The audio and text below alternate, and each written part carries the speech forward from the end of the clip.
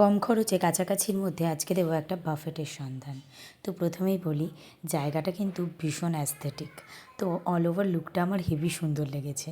তারপরে এবার আসি জায়গাটা কোথায়। এটা হচ্ছে সোদপুর সাংঘাইতে।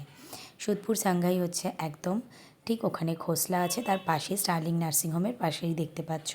তো এইখানে চলছে বাফেট এবং সেটা কিন্তু খুবই কম প্রাইসে। তো ফার্স্টে গিয়েই আমি এখানের ফ্রাইড ওয়ান্টনটা ট্রাই করেছিলাম, যেটা আমার অসাধারণ লেগেছে। আর সাথে নিয়ে নিয়েছিলাম চিকেন স্যুপ। স্যুপটাও নো ডাউটলি খুব ভালো ছিল, একটু স্পাইসি ছিল। ভেজের অপশানও কিন্তু এখানে আছে। আর স্টার্টারের দিক দেখছো, মানুষ খেয়ে খেয়ে শেষ করে দিয়েছে, আর ওরা রিফিল করতে করতে হাঁপিয়ে যাচ্ছিলো।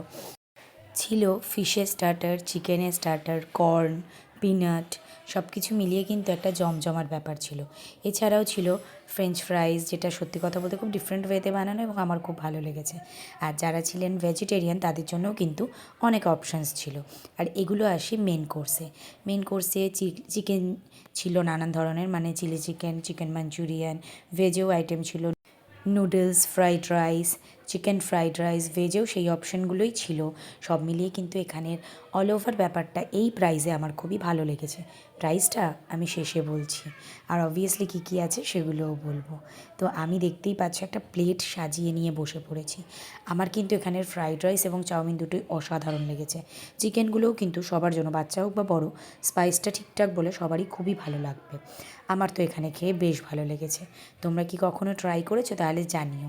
সোদপুরের কাছাকাছির মধ্যে 400 টাকার ভেতরে এরকম বাফেট আশাই করা যায় না। আর শেষ পাতে ছিল আইসক্রিম, দর্শন, ব্রাউনি। সব মিলিয়ে কিন্তু খাওয়া দাওয়াটা আমাদের দারুণ লেগেছে। আর যথেষ্টবার ওরা রিফিলও করে দিচ্ছিল, তো সেই ক্ষেত্রে কোনো রকম প্রবলেম হয়নি। এই যে মেনু কার্ডটা দিয়ে দিলাম, পজ করে দেখে নিও, আর অবশ্যই ট্রাই